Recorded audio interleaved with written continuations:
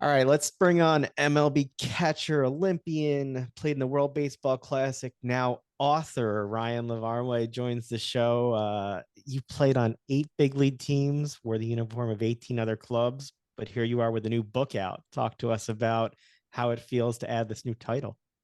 Oh man, Jeff, Jason, thanks for having me, guys. The book just came out. It just launched yesterday. I'm really excited about it.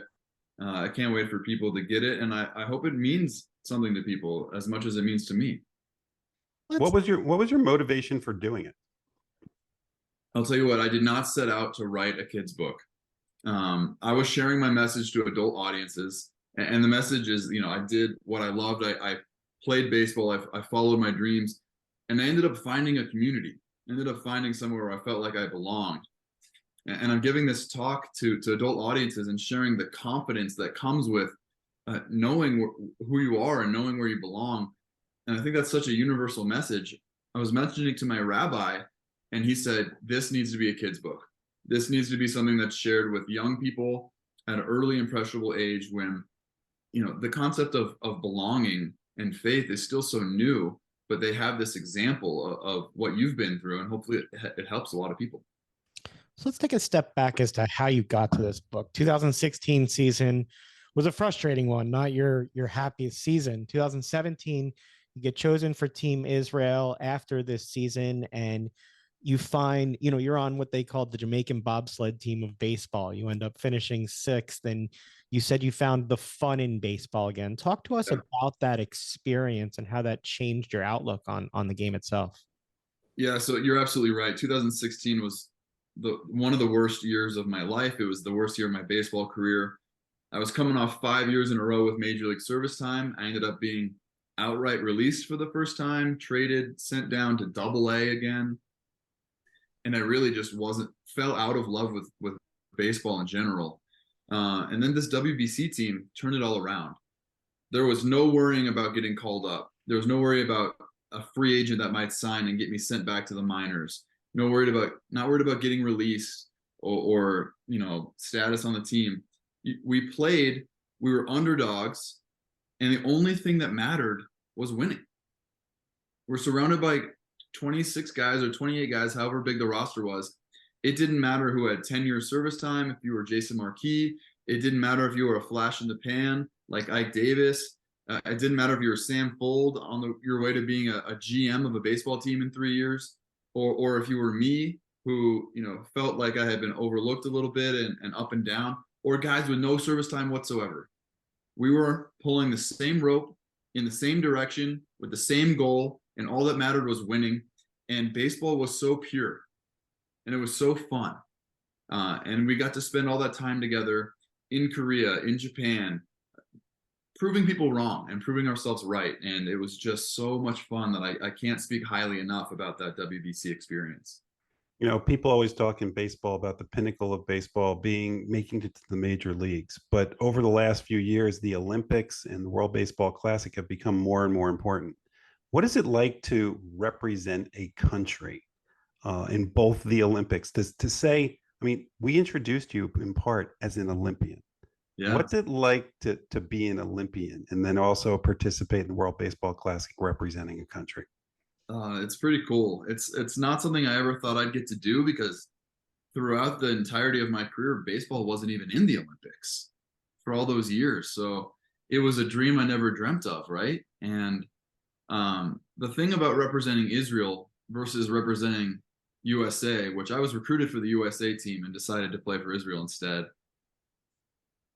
you're not necessarily you're definitely not the favorite, and you're maybe not even playing to win, but what you're doing is you're playing to represent not only a country but a culture and a people and a bloodline.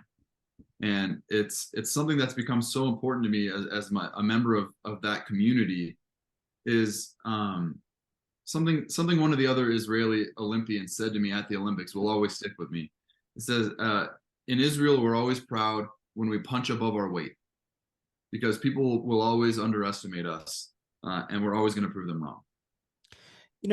What's it like for you? Baseball is not for all the sports that Israel does participate in. Baseball hasn't been huge there. I mean, you guys were building the first baseball fields as you were playing on these teams in the WBC, for you to give these kids somebody to look up to, that they can be like you. What's that mean for you? Yeah, it's pretty cool. That struck me for the first time, Jason. That struck me for the first time when we were playing in Brooklyn for the qualifiers, and a yeshiva, which is a Jewish day school, was in the stands, maybe two of them, and I realized that these players or these kids have never had a Jewish team to root for. Right, when I was growing up in LA, we had Sean Green on the Dodgers, and he was the only Jewish player on the team, and I know that. And what that meant to me was that his baseball card said he was 6'4", 225 pounds, and I always wanted to be just like him. So my baseball card to this day says 6'4", 225 pounds, even though neither of those numbers is correct. And I got to meet Sean Green. I was inducted into the Southern California Jewish Sports Hall of Fame, very specific, very niche Hall of Fame. And Sean's a member, and I got to communicate with him through this event, and it was really cool for me. And I told him that story of how my baseball card has his height and weight numbers on it. And the thing he said to me was, "Those numbers aren't right for me either." So who did he model his baseball card after? You don't even know who I didn't ask that follow-up question. I just thought it was cool. That's awesome. You know, Ryan, in addition to being on an underdog team and playing for Team Israel instead of the United States, take a step back. You actually played for the Ivy League and playing for Yale. Unfortunately, you're not the first Yale product that we've actually had on the show. We had Ron Darling on at one point. What was it like playing in the Ivy League? And as a member of an Ivy League team, did you think that you were going to be drafted into the MLB? So I didn't do any research on how many big leaguers Yale had produced before I got there. My goal was always to play in the major leagues, and Yale as an education was my backup plan. What I know now as a 36-year-old retired baseball player that does motivational speaking, what I know now is that there had never been another hitter from Yale to make the big leagues. What I know now is that Yale baseball has produced more U.S. presidents than Major League Baseball players. But nobody told me that at the time. So my mindset going into it was, if I'm good enough, they will find me.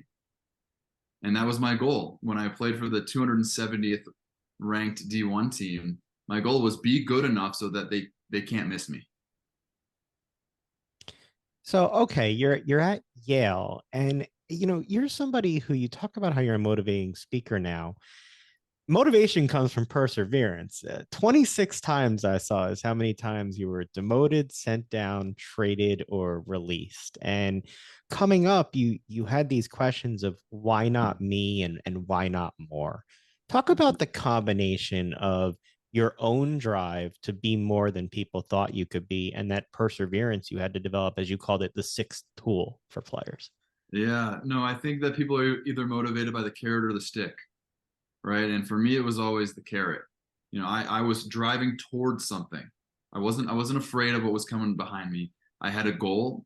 I wanted to play in the major leagues. I wanted to get the most out of myself that I could. And I think there's value and reward within the effort, within the working hard. I had my retirement party this weekend, and my wife got me this beautiful legacy gift of this huge, it's wonderful. It's a book. You open it up, it has some video highlights on the inside cover, and then it has a lot of the articles that have been written about me over the years. And it starts in high school, it continues through college and the minor leagues. And as I'm reading through these articles from 20 years ago, it's interesting to see what 17-year-old Ryan said in the media. But the theme that I kept seeing come up was how every coach I ever had said I was the hardest worker they ever coached. And them praising my effort and my work ethic means just as much to me as when they noticed how unlikely it was that I would have the success that I did. What's it like growing up as a catcher? We had Tim Brown, who just wrote a book on backup catchers. We had Eric Kratz on here a little while ago too. Being a catcher it's just a different mentality. Yeah. How did you know that this is what you wanted to do? I mean, they talk about the catcher as the tools of ignorance, and there's all these phrases, and people just think about catchers in a different way than any other position.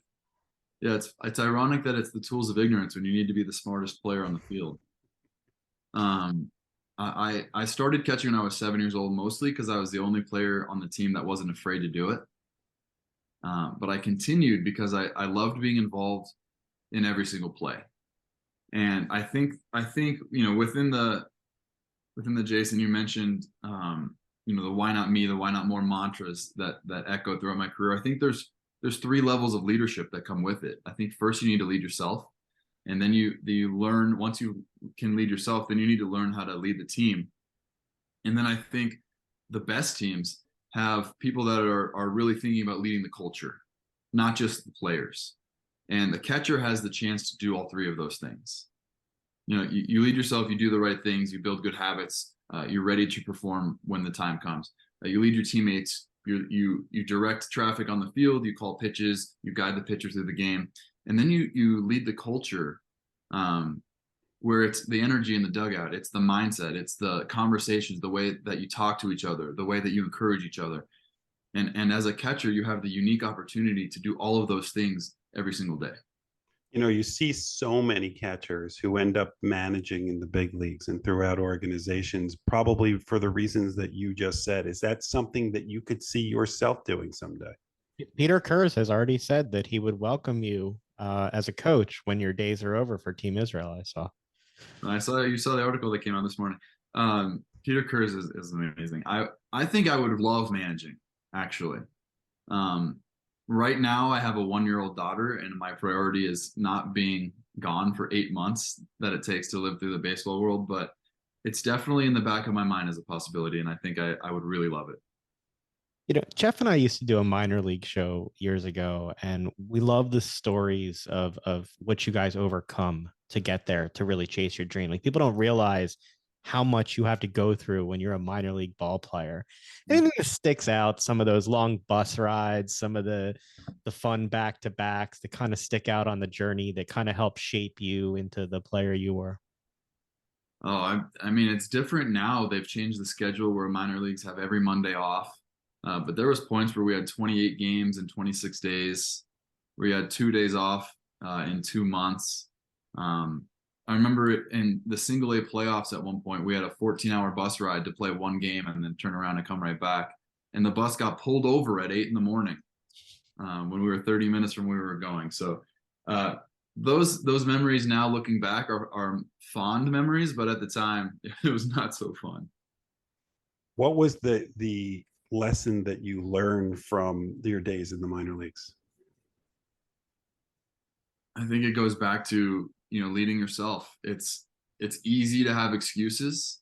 It's easy to look at the problems, right? When you're in the minor leagues and before they changed the salary to a living wage, you're living on $5 footlongs or the team provided meal that was white bread and fluff was the pregame meal, right? And you're on a bus until 4 in the morning and you're moving and you don't know what city you're in or what hotel floor you're even on. But if you can keep the most important thing, and you focus on your results and getting better every single day, then you're going to make it to the big leagues, or you're going to get the most out of yourself and get to the level you're supposed to be at. But I've seen so many of my teammates and former players that focus on like, what am I going to do in the off season to make money? What am I gonna do? My family's giving me pressure here, or my girlfriend is this, and ultimately those questions can be answered when the time comes. But when it's between the lines at 7 o'clock, you got to post and you got to keep the thing that matters the most as the most important thing.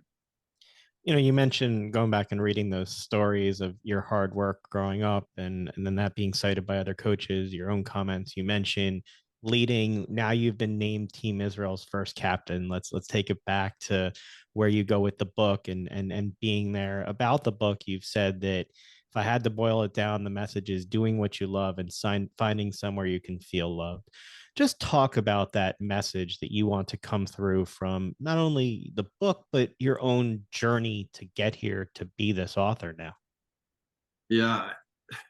Listen, the book is about my story playing for Team Israel, so there's a Jewish theme to it, but I think the message is universal, right? Everyone wants to feel seen and loved and understood and feel like they belong. And I think most people have a passion. They have something that they love to do. And when you can combine those two things, it doesn't matter what your community is. It doesn't matter what group of people you feel the most loved with. You need to find those people. And if you can, the amount of confidence, the amount of self assuredness that will come with that will make every aspect of your life so much better. You talk about the idea of feeling loved. We in Philadelphia have a situation now where, I don't know if you paid attention, but Yeah. Trey Turner has gone through that situation here where he was getting booed when he was pressing hard. And the fans, for whatever reason, decided, you know what, we're going to start cheering him. And since that time, you not only see him performing better, you actually see his attitude change. He looks like a kid playing a fun game again. What is it like for an athlete to go through the experiences of boos and cheers, and how does that affect them? Because we always hear athletes just tune it out, and I never buy that, because you're human beings. What is it like, and what has been your experience when it comes to those things? No, I think you're absolutely right. And before I even get to answering your question, Jeff, I want to mention that I applaud the Philadelphia fans for changing their tune and helping that player, because Trey Turner is an amazing, talented, superhuman of a player, and they recognize that he needed that, and he's rewarding them with his plays. I've been to games in Chicago. I've played in, or not Chicago, in Philly. I've been in Philly. I've played in Philly, and your fans are tough. They're not messing around. Some of the toughest fans in the world. Um, but yeah, when I was with the Red Sox and we played in New York and they booed, it felt good, right? Because those are the fans that are supposed to boo us, and I appreciate that they boo us. And then when we did something great, and I remember there's one specific play.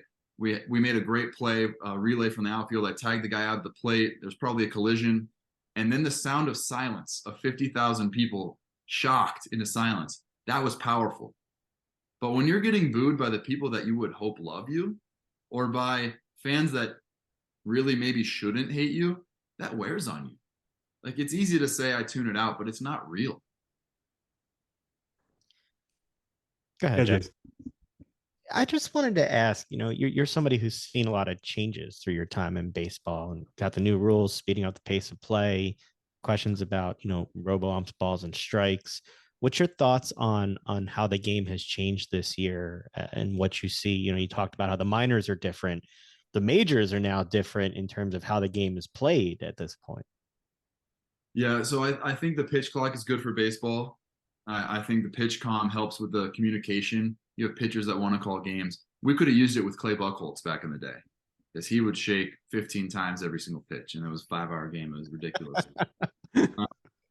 No, I think most of the changes are good. I think the commissioner has the best of the sport in mind when he implements these new rules.